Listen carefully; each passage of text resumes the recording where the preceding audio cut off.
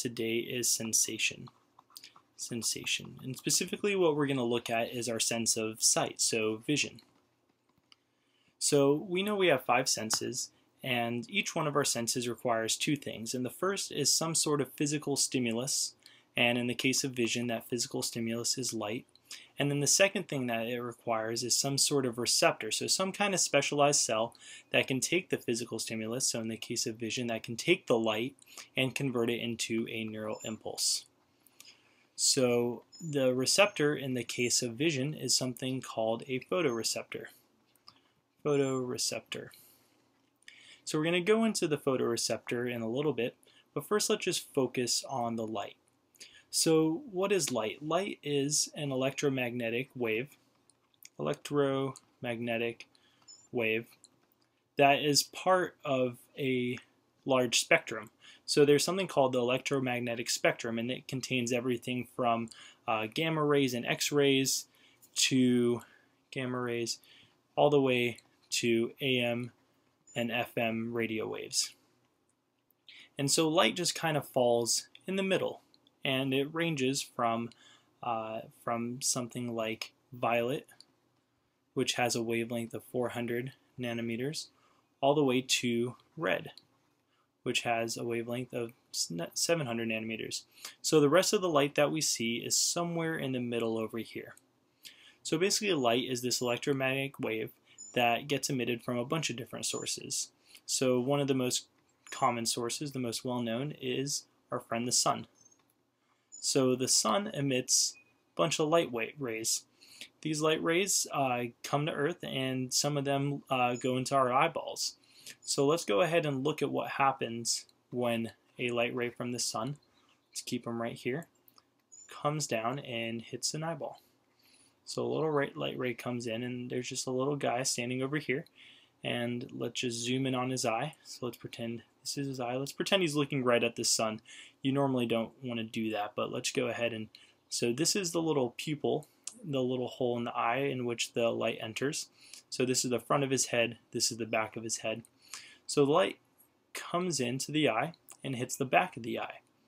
So in the back of the eye, there's this really special and interesting structure called the retina. So it just kind of lines the back of the eye. It's this membrane, just kind of coats the very back of the eye, and it's composed of a bunch of different cells. And so inside the retina, there are 2 really important cells. So let's go ahead and write the names of those 2 cells down. So one of those cells is called a rod, and it looks kind of like a rod. So it's got this rod shape. If you actually look at a microscope, it looks like a little rod. And the other cell is called a cone. So inside the retina, there are these 2 cells, and they're rods and cones, and it's called a cone because it looks like a little cone, and they're both smiling because they're happy. So basically these guys are all over this retina. So they're in there along with a couple of other cells that we'll touch on in a little bit. But basically they're really important because what they do is they actually take the light and they convert it into a neural impulse. So these are the big players. These are the receptors that we were referring to before. So let's talk a little bit about what the difference is between a rod and a cone. So rods there are about 120 million of them, and they're really sensitive to light. So they're really extremely sensitive to light, and they're really good for night vision. So when there's not a lot of light out, they're really sensitive to it, so the little bit of light allows you to see at night. And they're also found all around the periphery over here. So there are a bunch of rods over here and over here in the periphery of your eye that allows you to kind of see on the sides, and allows you to see at night. So cones, there are a lot less cones. So there are about 6 to 7 million cones per retina. And these cones, even though there are fewer of them, they're really important because they're responsible for color vision. So there are 3 different types of cones. There are red cones, red. There are green cones, green. And there are blue cones. So blue cones. And we split them up into these 3 categories because red cones are really sensitive to red light, and green cones are sensitive to green light, and blue cones are sensitive to blue light. So there are these 3 main types of cones that kind of absorb light that ends up being red, green, and blue. So the cones are really are centered in this little region of the retina right here, and we call that the fovea.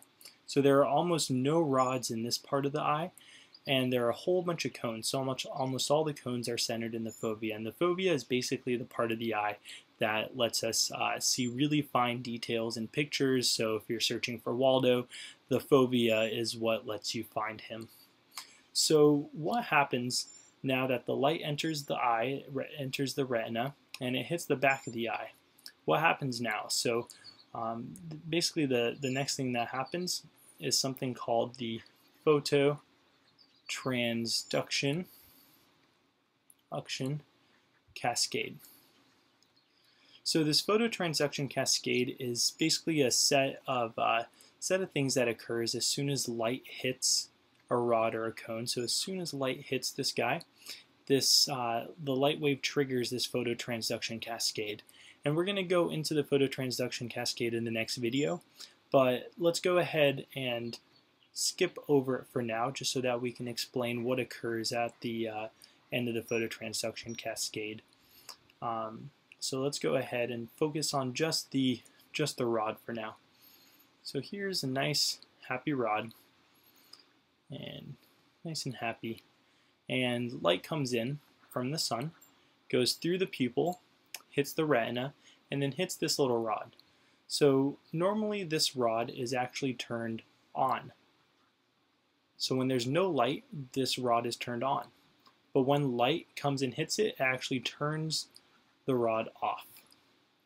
So when the rod is turned off, it, in a weird way, it actually turns on this other cell over here, which is called a bipolar cell. Bipolar cell. So basically, by the rod turning off, when it's exposed to light, it actually turns on a bipolar cell. And the bipolar cell, in turn, turns on another cell called a retinal ganglion cell. And this retinal ganglion cell basically goes into the optic nerve, and then enters the brain, so to the brain. So basically, the process turning the rod off, from on to off, is the phototransduction,